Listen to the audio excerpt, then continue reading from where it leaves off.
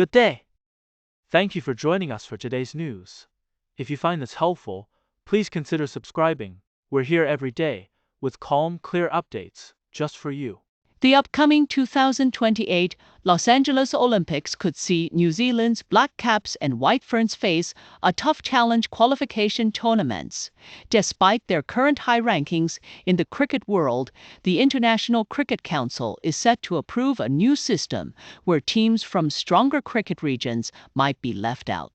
Australia is expected to automatically secure spots for the Oceania region, which could mean New Zealand teams have to fight for a place. This has raised concerns about fairness, as even teams ranked among the best globally may be excluded. The system, based on T20 world rankings, could see India, Australia, Great Britain, and South Africa. The structure is still unclear, but it's a move that has sparked debate about inclusivity and the Olympic spirit. As the world watches, the cricket community is left wondering if this new model truly reflects the competitive nature of the sport. The humble potato has been a global staple, but its evolutionary past has long been a mystery. Recent research has uncovered a surprising story. The modern potato evolved from the hybridization of tomato ancestor and a plant called Solanum etubero. This ancient event led to the development M tubers, which allow the plant to store nutrients. Scientists now believe this discovery could help create more resilient crops, boosting food security and sustainability. While the idea of a tomtato might sound fun, the real goal is to improve the potatoes we already know and love, making them more efficient and invitatos padla. In New Zealand, a series of tragic workplace accidents has exposed the urgent need for improved machine safety standards. A 23-year-old timber worker named Ethan McTeer was crushed to death by an unguarded conveyor belt in July, while a 37-year-old man was asphyxiated in a similar incident. These cases are not. They reveal a pattern of negligence in workplace safety measures. Dr. Joe Bain, an engineer who provides expert testimony in court, has seen these tragedies time and again. He emphasizes that solutions and simplifying outdated regulations, but critics argue that the core issues like the lack of clear safety guidance for businesses. Experts like Ben advocate for the adoption of European safety standards known as Type CAs, which offer clear picture-based guidance. However, these standards have not been fully integrated into the reform agenda. Industry representatives warn that Brester Farm, Jofer Center Farm, Joforti, Traffer Trier, Bork, Tire. Consumer confidence is on the decline, dragged down by the rising cost of living. The ANZ Roy Morgan Consumer Confidence Index dropped to 94.7, showing more pessimism than optimism among households. Inflation expectations are now at 5. Essential items like food, insurance, and electricity are seeing much higher price increases, pushing households to cut back on discretionary spending. Retailers are struggling as fewer people feel it's a good time to buy major items. However, there are some signs of hope with more household spending. Despite these factors, the outlook for the retail sector remains bleak. The challenge ahead is whether policymakers can provide immediate relief while ensuring long-term economies to shape the economic landscape, with households feeling the pressure more than ever. New Zealand has repealed the 2018 offshore oil and gas exploration ban, a move that has sparked significant political and environmental debate. The ruling coalition sees the repeal as a necessary step to boost energy security and attract investment, but the opposition and environmental groups have raised concerns about its long-term impact, with Labour, the Greens, and Te Pimori pledging to reinstate the ban if they return to power. The future of the oil industry in New Zealand remains uncertain. Industry leaders and challenges and complexities of the energy transition. A 40-year-old boy has appealed his conviction and sentence for the fatal stabbing of a 60-year-old schoolboy in Dunedin. The incident, which shocked the community, happened last year at a busy bus hub. The two boys didn't know each other, but a verbal altercation quickly turned violent. The younger boy was found not guilty of murder, but was sentenced to 3 years and 3 months for manslaughter. His lawyers argue the stabbing was in self-defense, while the Crown says it was deliberate. The victim's family called the sentence too light, saying their son's life was not valued.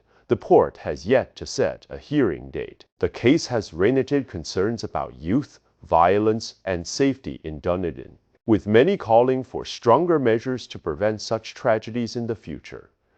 3 people in Dunedin were seriously injured after trying to remove burning items from their homes. Fire and Emergency New Zealand (FENZ) has issued a strong warning emphasizing that these incidents could have been fatal. Otago risk reduction advice to survive, but the injuries are a stark reminder of the dangers. But the injuries Riscar Brian of Jones explained that if a fire is bigger than a football, you should not try to put it out. Instead, you must get out and stay out, closing the door to the room if safe, getting everyone out of the house, and calling 111 FENZ recommended having working escape plan. The mattress fire was caused by a Fiaca battery overheating while charging on a bed, leading to intense heat and toxic smoke. Jones stressed that no property is worth risking human life, and the consequences of such actions can be life-threatening.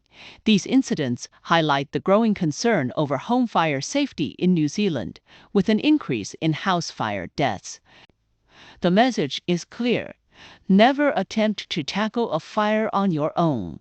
Your priority must always be to get out and call for help immediately. In a significant legal development, 6 members of the Mataura mob have been found guilty of serious violent crimes in Southland.